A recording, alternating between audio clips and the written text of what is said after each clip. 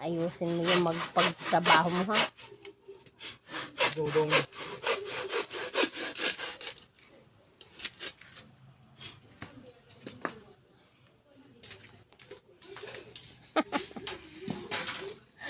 Ano naman ba yan yung naisipan ng hagoy nga ini? Boss!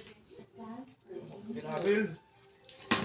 Puro ka mo mag-train na maghinuman ng Permit. Yun.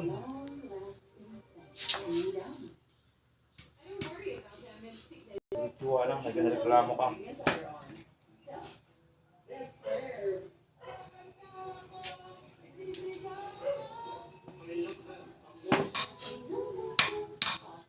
Siyempre, design.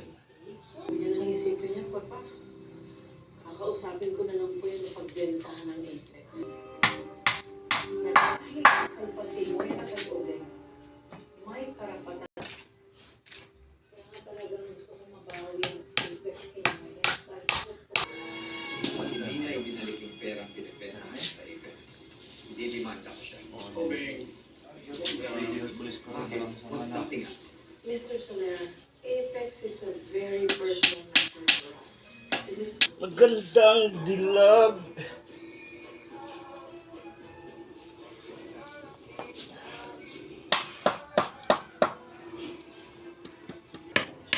Kahoy. ay pati bahiyabang ko Clara.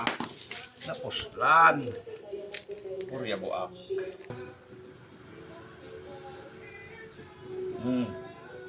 Ha? Mga simple lang ang mga. Kanya nadamo ang mga